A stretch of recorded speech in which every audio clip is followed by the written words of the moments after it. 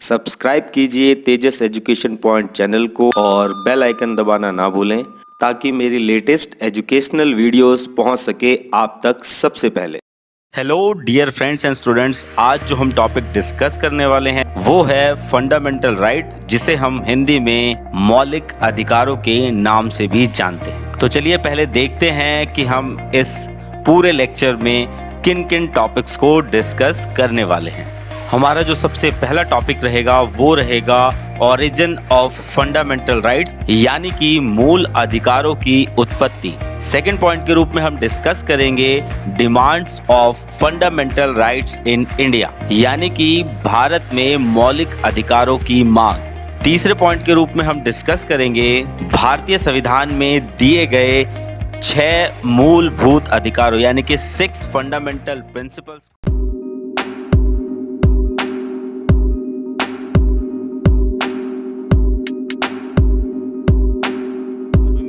तो चलिए शुरू करते हैं आज का हमारा पहला टॉपिक, यानी कि ओरिजिन ऑफ फंडामेंटल राइट्स या मूल अधिकारों की उत्पत्ति। इसके पहले पॉइंट के रूप में आप देख सकते हैं कि मूल अधिकारों का जन्म 1215 में ब्रिटेन से शुरू होता है। 1215 में इस अधिकार पत्र को मौलिक अधिकारों का मैग्ना कार्टा के नाम से जाना जाता है। तो अब आपके मन में क्वेश्चन आ रहा होगा कि मैग्ना कार्टा क्या है। ब्रिटेन में 1215 में मजदूरों को कुछ अधिकार दिए गए थे, उसे ही मैग्ना कार्टा के नाम से जाना जाता है। यहाँ पर आपके लिए एक कॉम्पिटिटिव एग्जाम का क्वेश्चन भी आता है कि भारतीय संविधान में मैग्ना कार्टा की संज्ञा किसे दी गई है। तो आंसर में आप लिख सकते हैं भाग 3, यानी कि फंडामेंटल राइट्स को ही मैग्ना कार्टा के नाम से जाना जाता है। दूसरे पॉइंट के रूप में आप देख सकते हैं फ्रांस विश्व का पहला ऐसा देश था जिसने 1789 की क्रांति, यानी जिसे हम फ्रांस की क्रांति के नाम से भी जानते हैं, उसके बाद फ्रांस के संविधान में नागरिकों को मौलिक अधिकार यानी कि फंडामेंटल राइट्स जो हैं वो प्रदान किए गए।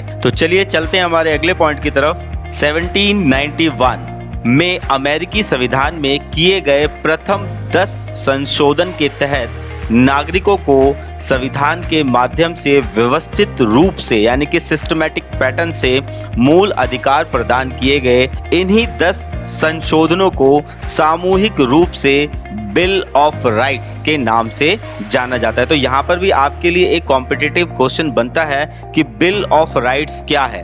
तो आप आंसर में लिख सकते हैं कि अमेरिका में 1791 यानी कि 1791 में 10 संशोधन किए गए, जिसके द्वारा नागरिकों को कुछ मूलभूत अधिकार दिए गए थे।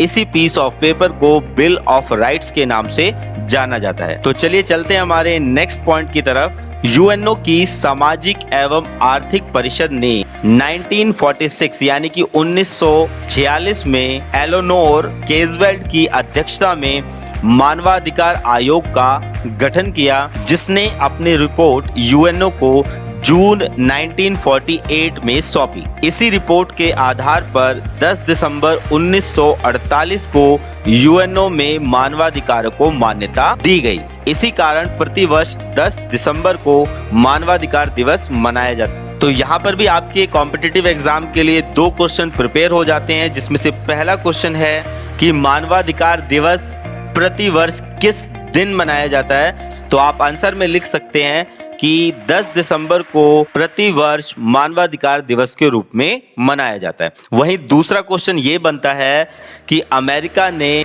मानवाधिकारों की सार्वभौमिक घोषणा कब की। तो उसके आंसर में आप लिख सकते हैं 10 दिसंबर 1948 को।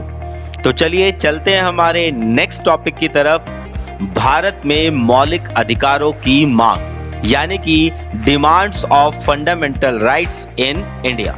अगर हमें भारत में मौलिक अधिकारों की बात करनी है तो हमें अच्छे से पता होना चाहिए कि इसका हिस्टोरिकल बैकग्राउंड क्या है, यानी कि इसकी ऐतिहासिक पृष्ठभूमि क्या है। अगर हमें इसकी ऐतिहासिक पृष्ठभूमि के बारे में ज्ञान नहीं है तो हम मौलिक अधिकारों को अच्छे से नहीं समझ सकते। तो इस पॉइंट की शुरुआत से पहले हम थोड़ा सा हिस्टोरिकल बैकग्राउंड को जानेंगे और उसके बाद हम अगले पॉइंट की तरफ बढ़ेंगे। तो चलिए देखते हैं हिस्टोरिकल बैकग्राउंड में फर्स्ट पॉइंट क्या कहता है। भारत में मौलिक अधिकारों की सर्वप्रथम मांग स्वराज विधेयक 1895 में की गई थी। दूसरे पॉइंट के रूप में आप देख सकते हैं एनी बेसेंट ने कॉमनवेल्थ ऑफ इंडिया बिल के माध्यम से 1925 यानी कि 1925 में इसकी मांग की थी, यानी कि इसकी डिमांड की थी।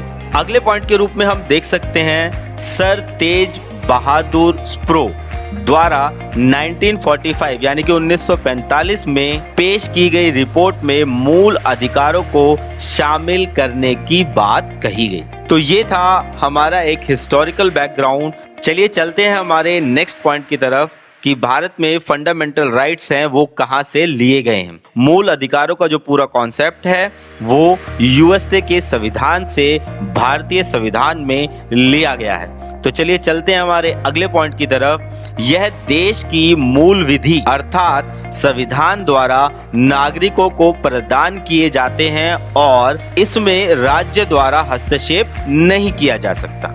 तो मैं आशा करता हूं कि आपको हिस्टोरिकल बैकग्राउंड समझ आ गया होगा।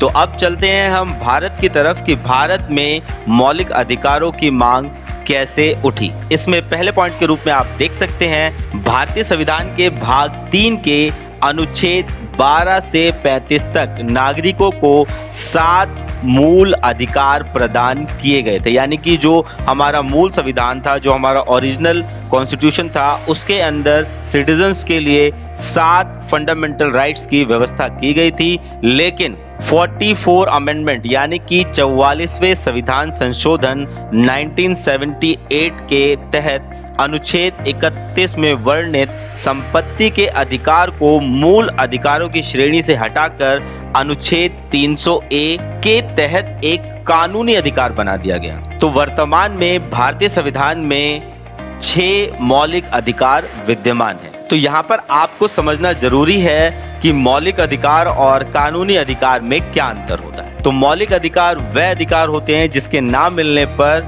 न्यायालय रिट जारी कर सकता है, वहीं कानूनी अधिकार में ऐसी कोई भी सुविधा नहीं दी गई है।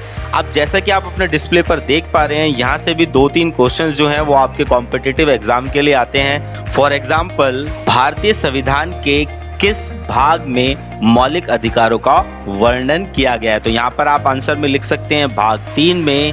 अगला जो क्वेश्चन बनता है वो यही है कि भारतीय संविधान में मौलिक अधिकार किस अनुच्छेद से किस अनुच्छेद तक हैं? तो इसका आंसर है 12 से 35। अगला जो क्वेश्चन बनता है कि भारत के मूल संविधान में कितने मौलिक अधिकारों की व्यवस्था की गई थी? तो ये एक ट्रिकी क्वेश्चन है। तो आपको यहाँ पे समझना है कि अगर मूल संविधान कह रहा है तो वो आंसर होगा 7, और अगर वर्तमान पूछ रहा है या समकालीन पूछ रहा है तो उसका आंसर होगा 6। नेक्स्ट क्वेश्चन में आप देख सकते हैं कि संपत्ति के अधिकार को किस अनुच्छेद के अंतर्गत एक कानूनी अधिकार बनाया गया?